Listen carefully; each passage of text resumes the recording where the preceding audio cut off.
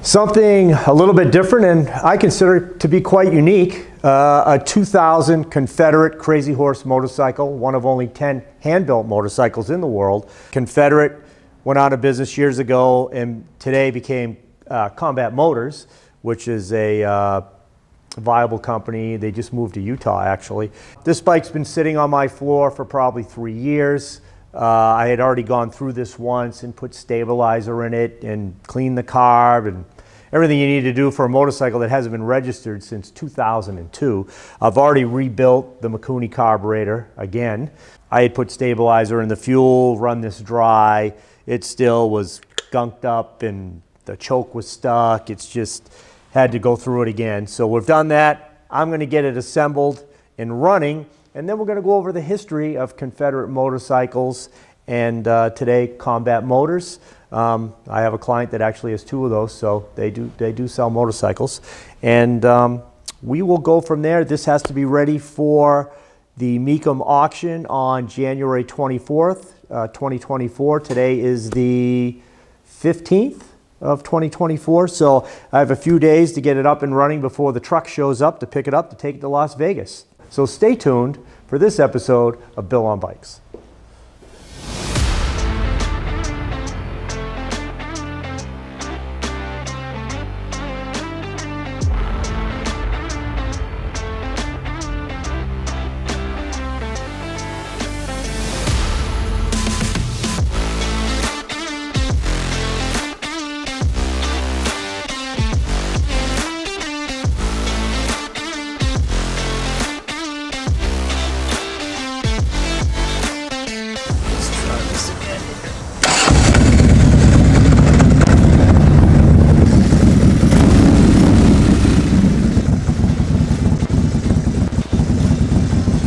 All right, as you can see, we got it running, which is great. You can see a little bit of smoke coming from our exhaust clamp. That's from the cleaning fluid when I had spilt the oil on there.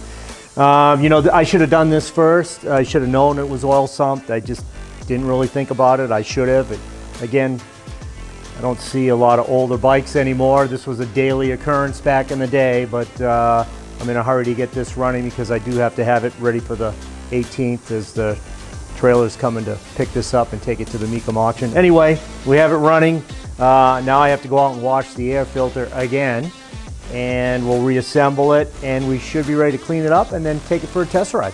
Okay, I think we're finally ready to run this. We'll pull out the choke. Gone and cleaned everything up, got all that oil out of the air cleaner, and I've gone through everything, and I think we'll be good to start it and go take it for a test ride. So let's turn the key on.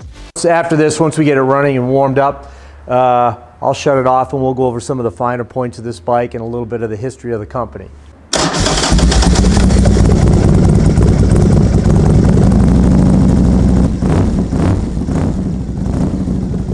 All right, pretty sweet bike. All right, well, let's start up front with the Paoli front end. Fantastic.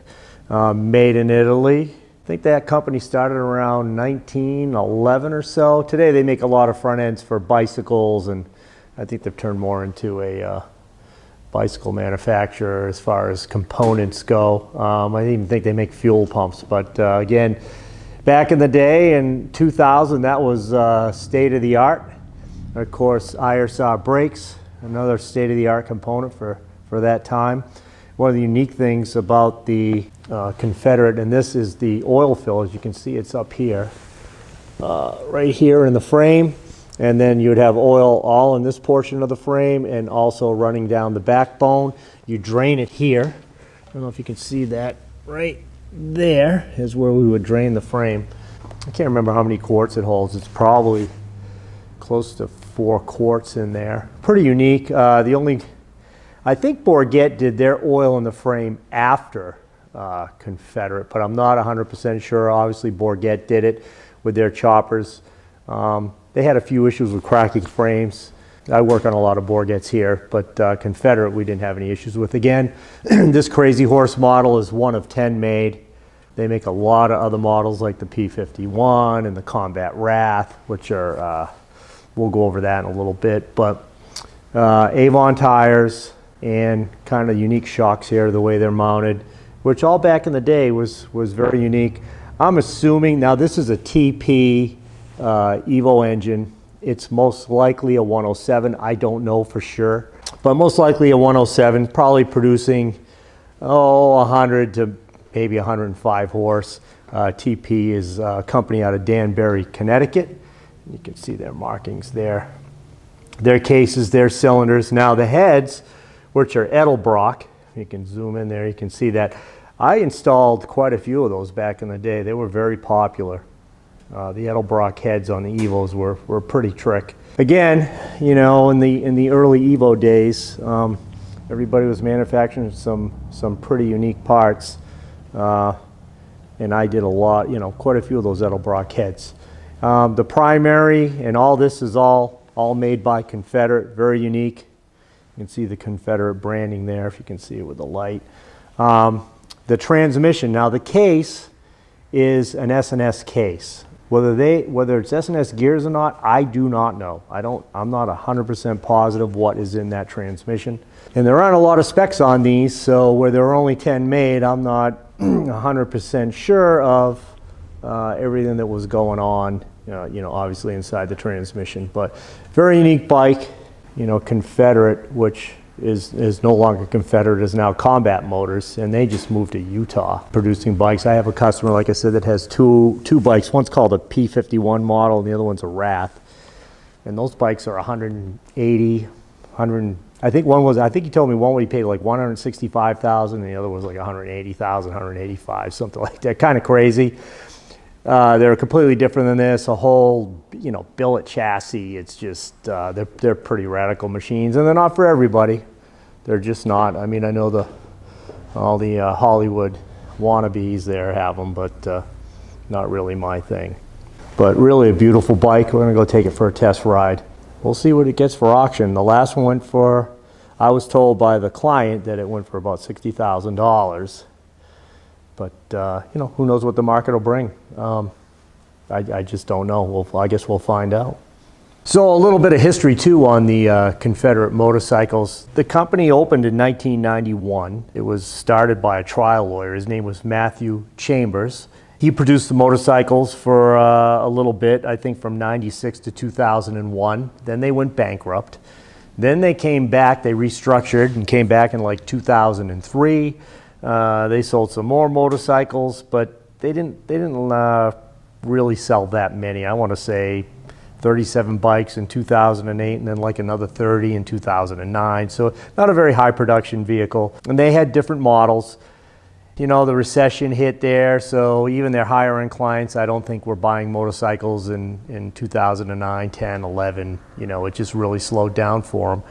So after that, I know they produced in 13 like another 130 Hellcats, and they had the Wrath, and then they had another one called the Fighter. All these motorcycles obviously have aviation names, big aviation buff, obviously.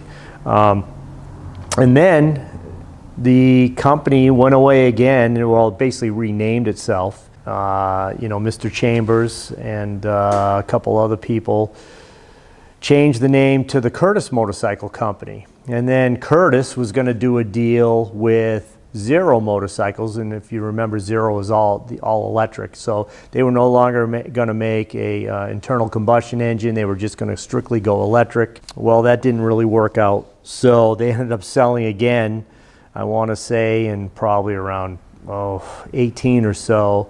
They became Combat Motors, which is the company today that is producing the higher end, very exotic motorcycles. Again, they still have the name like Wrath and P51. Again, I have a client that has a couple of them. I mean, they're very expensive motorcycles, and they're not for everybody. You know, a lot of the Hollywood people have them, and they're very unique. But so they're still producing motorcycles. They just recently moved to Hurricane, Utah. They have an 8,000 square foot facility there where they'll be producing the bikes, and they moved from, the last facility was in Birmingham, Alabama. They kind of moved around when they first started. They were in Louisiana. I think they went to California for a year or so. Then they went back to Louisiana and ended up in Birmingham. So they've moved around. again, the motorcycle industry is tough, but again, this is a very unique product, and it's not for everybody, but they ride great. I've ridden this bike before. They handle phenomenal. The brakes are good. It's not a rubber mounted engine. It's solid mounted to the frame. So we do have the vibration issue. It's not counterbalanced like today's more modern Harleys. But for what it is and for the time period, I would definitely say Confederate was ahead of their time. So let's go take it for a little test ride, and we'll see what you think.